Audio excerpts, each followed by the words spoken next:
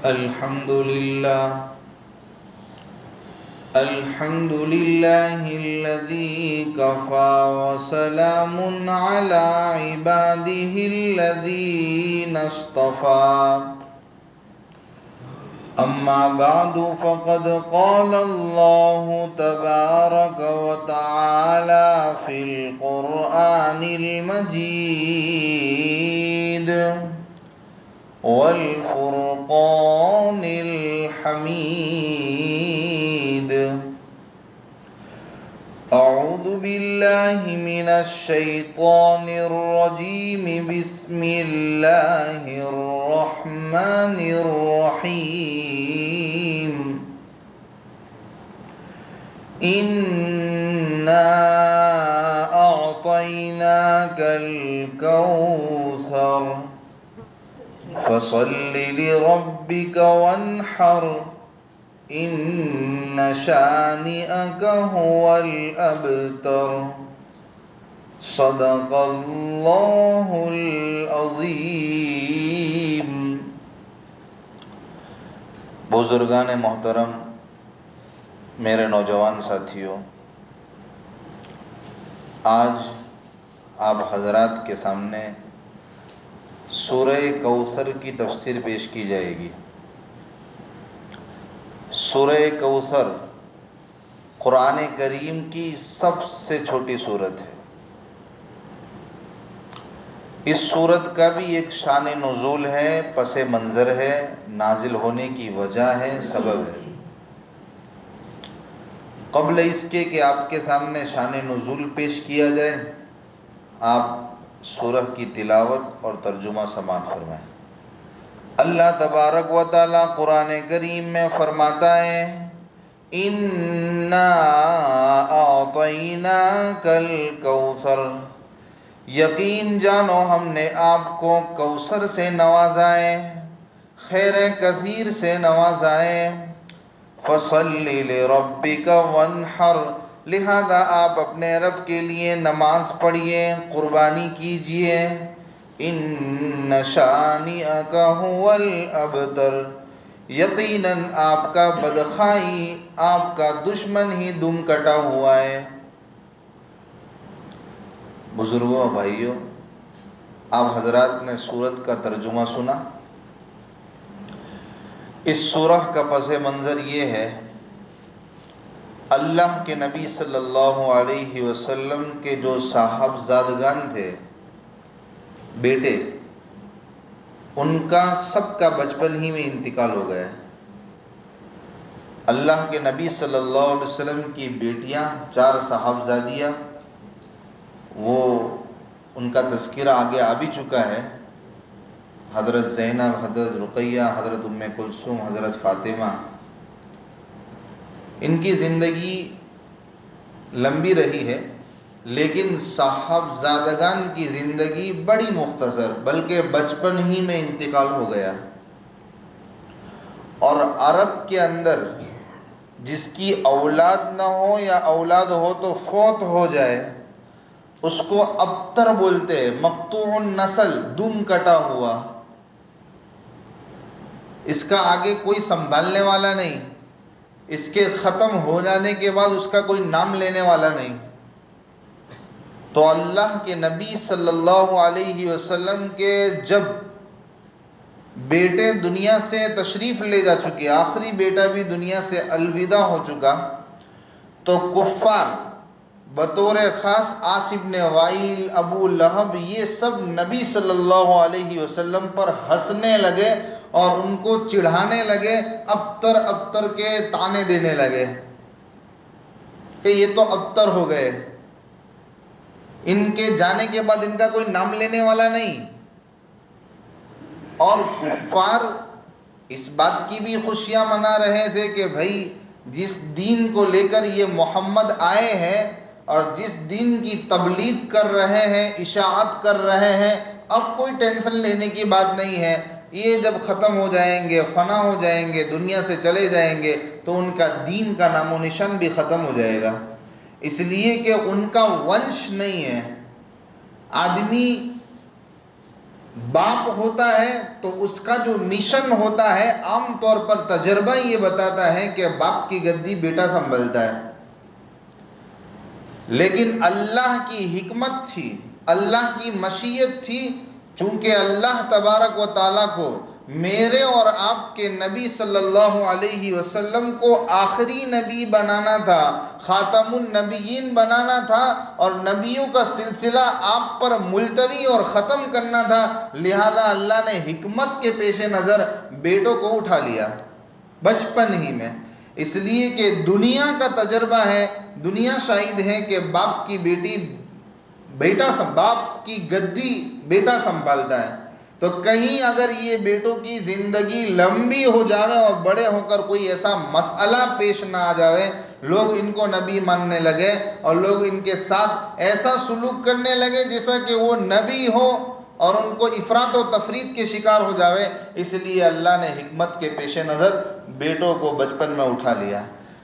ان کافروں کو موقع ہاتھ لگ گیا، وہ اللہ کے نبی کو چڑھاتے تھے اور یہ کہتے تھے کہ یہ تو ابتر ہے، تانے دیتے تھے اور خوشی مناتے تھے کہ بھئی ان کا جو مشن ہے وہ اب سکسیسفل نہیں ہوگا بلکہ ان سکسیسفل ہو جائے گا، اس لیے کہ نبی کا ونش ہی ختم ہو گیا، اور جس کی اولاد نہیں ہے وہ کیا اس کے مرنے کے بعد اس کے مشن کو آگے کون بڑھائے گا؟ خیر، تو ان کا یہ سلوک اور ان کا نبی صلی اللہ علیہ وسلم کو اس طرح طعنہ دینا، اللہ نے یہ سورت نازل فرمائی اور اس سورت کے اندر 2 خوشخبریاں سنائی ہے اور 2 حکم دیے ہیں اور ان کفاروں کو منہ توڑ جواب دیا ہے۔ لہذا پہلی آیت کے اندر اللہ تبارک و تعالیٰ نے فرمایا یقین جانو ہم نے آپ کو کوثر سے نوازا ہے۔ کوثر کے معنی مفسرین نے بتائے ہیں، کچھ مفسرین نے کہا کہ دنیا اور آخرت کی ہر بھلائی سے ہم نے آپ کو سرفراز فرمایا ہے، آپ کو نوازا ہے۔ اور ایک ترجمہ کوثر، حوض کوثر، نہر کوثر سے بھی کیا ہے۔ اللہ تبارک و تعالیٰ آخرت کے اندر اللہ کے نبی صلی اللہ علیہ وسلم کو حوض کوثر کا مالک بنائیں گے اور اللہ کے نبی امت محمدیہ کو سیراب کریں گے۔ تو دونوں ترجمے میں کس اعتبار سے خیر سے نوازا ہے؟ خیر کثیر سے اللہ کے نبی صلی اللہ علیہ وسلم کو اللہ تبارک و تعالیٰ نے نوازا ہے، دنیا کی بھی اور آخرت کی بھی۔ اس کے اندر حوض کوثر، نہر کوثر کا معنی بھی داخل آ گیا، داخل ہوگا، اس لیے کہ خیر کثیر کے اندر حوض کوثر اور نہر کوثر یہ دونوں داخل ہے۔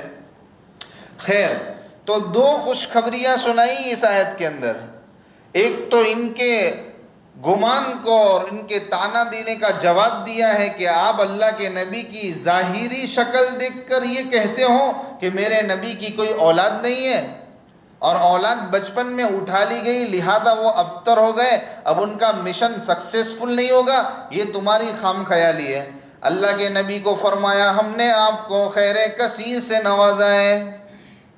ارے پیدری اولاد نہ صحیح لیکن دختری اولاد حضرت فاطمہ سے آپ کی اس قدر اولاد ہوئی ہے اور قیامت تک چلتی رہے گی۔ اور اس کے علاوہ نبی جو ہوتا ہے وہ امت کا باپ ہوتا ہے اور امت اس کی اولاد ہوتی ہے۔ نبی ہمارے روحانی باپ ہے، ہم نبی کی روحانی اولاد، اور روحانی اولاد کا سلسلہ تو اس قدر ہے کہ ہم دیکھتے تھک جائیں گے۔ پوری دنیا کے چپو کے اندر جا بجا اللہ کے نبی کے نام لیوا موجود ہے، یہ ساری کی ساری میرے نبی کی اولاد ہے۔ بتایا گیا کہ اسلام خوب پھیلے گا، خوب پھلے گا، اور میرے نبی کی اولاد جہاں جہاں تم نظریں دوڑاؤ گے وہاں وہاں دیکھنے کو ملے گی۔ لہذا میرے نبی ابتر نہیں ہے، مقطوع النسل، دم کٹے ہوئے میرے نبی نہیں ہے۔ ایک یہ خوشخبری سنائی کہ اللہ کے نبی کی روحانی اولاد اور نسلی اولاد یہ قیامت تک رہے گی۔ اور حوض کوثر والا معنی مراد لے تو اس وقت مطلب یہ ہوگا کہ میرے نبی کو اللہ نے ایک خاص انعام سے نوازا ہے، آخرت میں حوض کوثر نصیب فرمائیں گے۔ نہر کوثر، اس کے بارے میں ایک حدیث پاک سنو تاکہ مزید وضاحت کے ساتھ آئے کہ حوض کوثر کی صفات کیا ہے اور نہر کوثر کیا ہے۔ ایک مرتبہ نبی کریم صلی اللہ علیہ وسلم صحابہ کے مجمع میں بیٹھے ہوئے تھے اور اللہ کے نبی کی آنکھ لگ گئی، نیند طاری ہو گئی، بے ہوشی طاری ہو گئی۔ جب آنکھ کھلی اچانک سے تو مسکرانے لگے۔ صحابہ نے پوچھا مسکرانے کی وجہ کیا ہے؟ اللہ کے نبی نے فرمایا میرے پر ابھی ایک سورت نازل ہوئی ہے۔ پھر صحابہ کو بسم اللہ پڑھ کے انا اعطیناک الکوثر پڑھ کے سنائی، اور پھر خود سوال کیا جانتے ہو کوثر کیا چیز ہے؟ صحابہ نے کہا اللہ و رسولہ عالم، اے اللہ کے نبی آپ اور اللہ بہتر جانتے، ہمیں نہیں معلوم۔ تو اللہ کے نبی نے فرمایا کہ کوثر یہ نہر جنت ہے، جنت کی ایک نہر ہے اور اس میں خیر کثیر ہے، بہت ساری خیر ہے۔ اور حوض کوثر ہے، کوثر کی حوض ہے کہ جس میں امت محمدیہ کو سیراب کیا جائے گا، ان کی پیاس کو بجھایا جائے گا، اور پانی پینے کے برتن ایسے ہوں گے گویا کہ آسمان کے ستاروں کے مانند ایسے برتن اور اتنے برتن ہوں گے۔ پھر اللہ کے نبی صلی اللہ علیہ وسلم آگے حدیث میں ہے کہ جبرائیل علیہ السلام اور فرشتے کچھ لوگ جب پانی پینے کے لیے جا رہے ہوں گے تو ان کو ہٹائیں گے، چلو جاؤ یہاں سے، چلو جاؤ جاؤ جاؤ، اس طرح ہٹائیں گے۔ اللہ کے نبی فرمائیں گے اللہ یہ تو میری امت ہے، ان کو کیوں ہٹایا جا رہا ہے؟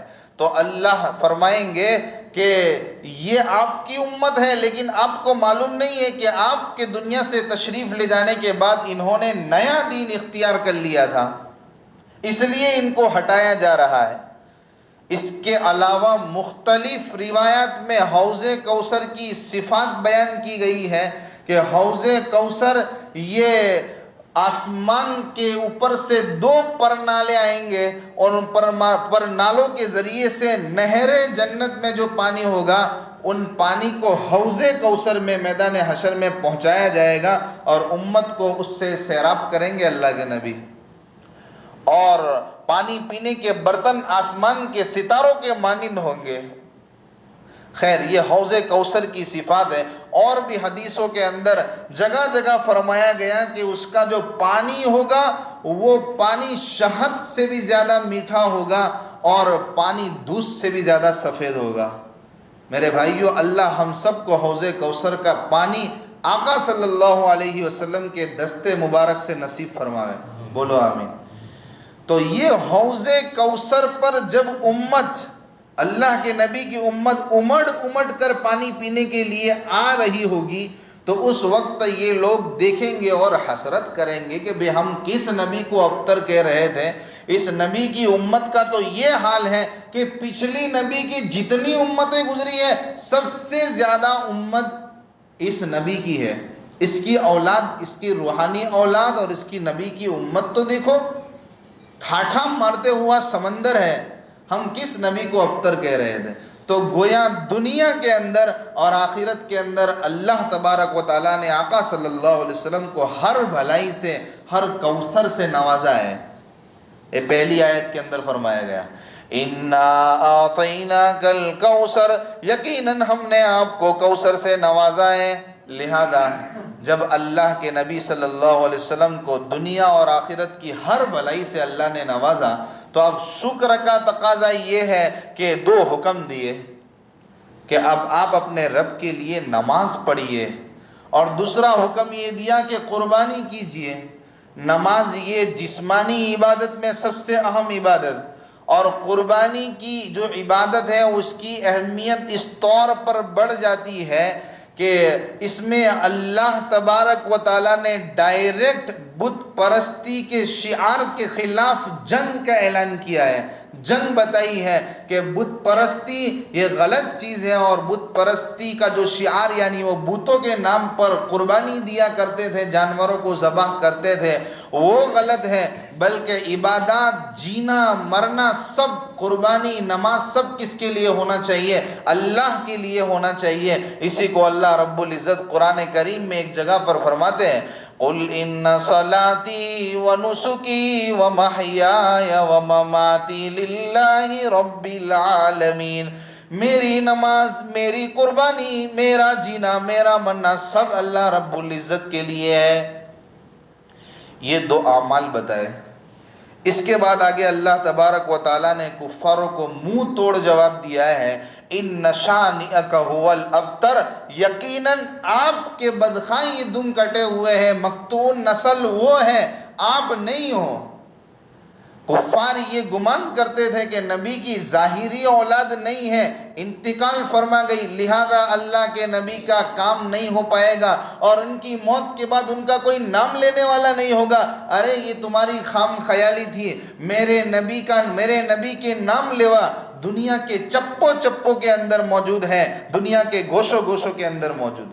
اس صورت کے اندر سب سے بڑی عبرت جو ہمیں ملی ہے وہ یہ ہے کہ اس صورت کے اندر اللہ نے اپنے محبوب کی عزت کو بیان کیا ہے، اللہ نے اپنے نبی کی رفعت کو اور مقام کو بیان کیا ہے کہ میرے نبی کا مقام تم کیا جانو اے جاہلو، اے کافرو، میرے نبی کا مقام وہ ہے، میرے نبی کی عزت وہ ہے کہ دنیا کے چپے چپے کے اندر میرے نبی کے نام لیوا موجود ہے۔ ارے دن بھر میں 5 وقت اذان ہوتی ہے تو مؤذن اذان دیتے ہوئے اللہ کے نام کے ساتھ محبوب کا نام پکارتا ہی پکارتا ہے، اور مسجد کے مینارے میرے نبی کے نام سے، محمد کے نام سے گونجتے نظر آتے ہیں۔ ہر جگہ پہ، ہر محلے میں، ہر گلی میں، ہر مسجد کے اندر اللہ کے نبی کے نام کو روزانہ لیا جاتا ہے۔ اور یہ تو دنیا میں مقام ہے اور دنیا میں یہ عزت عطا فرمائی، آخرت کے اندر اللہ کے نبی کی امت کا یہ حال ہوگا اور اللہ کے نبی کو اللہ شفاعت کبریٰ سے نوازیں گے، اور مقام محمود جس کو حاصل ہوگا وہ میرے نبی کی ذات کو ہوگا۔ اور ان کی امت کا حال آپ نے دنیا میں سنا کہ ان کی نسل ماں فاطمہ سے قیامت تک چل رہی ہوگی، اور آخرت کے اندر حوض کوثر پر امت کا ٹھاٹھا مارتے ہوا سمندر ہوگا، اور اللہ کے نبی کے یہ اعزازات ہیں، یہ اکرامات ہیں جو اللہ نے میرے نبی کو عطا فرمائے۔ اس کے برخلاف ابو العاص ابن وائل کو دیکھیے، ابو لہب کو دیکھیے، ان کی تاریخ کو پڑھیے اور ان کی تاریخ کو اٹھا کر دیکھیے، آپ کو دور دور تک ان کا ذکر خیر نہیں ملے گا۔ یہ تو مفسرین کرام کا احسان مانیے کہ ان کی نحوستیں ایسی تھی کہ انہوں نے اپنی کتاب کے اندر ان کے نام کی جگہ دے دی، بلکہ ان کے کام ایسے نہیں تھے، اور ان کا ذکر خیر قیامت تک کسی لوگوں کی زبان پر نہیں ملتا ہے، بلکہ ان کی نسل دیکھیں، 1 پیڑھی، 2 پیڑھی، 3 پیڑھی، زیادہ سے زیادہ 4 پیڑھی تک لوگوں کو یاد ہوگی، لیکن ان کا ذکر خیر کسی کی زبان پر نہیں ملتا ہے۔ میرے آقا کی ظاہری کوئی شکل و صورت نہیں تھی اولاد کی، ساری اولادیں بچپن ہی میں انتقال فرما گئی، لیکن اللہ کی حکمت تھی، اللہ کی مشیت تھی، دیکھا اللہ نے کیسی عزت عطا فرمائی، کیسی رفعت عطا فرمائی کہ دنیا میں ہر جگہ پہ ان کے نام لیوا موجود ہے۔ یہ میرے آقا کا مقام ہے، میرے آقا کی عزت ہے، اور ان کو خوشخبریاں سنائی دنیا اور آخرت میں ہر خیر کی، اور 2 حکم فرمائے گئے، نماز پڑھیے، قربانی دیجیے۔ میرے بھائیو، ہمیں فخر کرنا چاہیے، ہمیں اللہ کا شکر ادا کرنا چاہیے کہ اللہ نے ہمیں امت محمدیہ کے ساتھ منسلک کیا ہے اور آقا صلی اللہ علیہ وسلم کی امت میں پیدا فرمایا۔ ہماری بھی فضیلت دیگر امتوں پر بہت زیادہ ہے۔ اللہ کے نبی صلی اللہ علیہ وسلم کی امت کی فضیلت یہ دیگر امتوں پر بہت زیادہ ہے۔ قیامت کے دن ہمیں خاص خصوصی انعام سے نوازا جائے گا، لیکن ضروری ہے، شرط یہ ہے کہ امت بن کے رہے تو صحیح، امت بن کے رہیں، آقا کے طریقے ہماری زندگی میں ہو، اللہ کے احکام ہماری زندگی میں ہو، اور نبی کی عظمت ہماری زندگی میں ہو، انشاءاللہ ہماری دنیا بھی سنورے گی اور آخرت کی جو لامحدود زندگی ہے اللہ اس میں بھی ہمیں کامیابی عطا فرمائے۔ یہ سورہ کوثر کی مختصر تفسیر تھی، آپ حضرات کے روبرو پیش کی گئی۔ انشاءاللہ کل سورہ ماعون کی تفسیر کا آغاز کیا جائے گا۔ صدق اللہ العظیم۔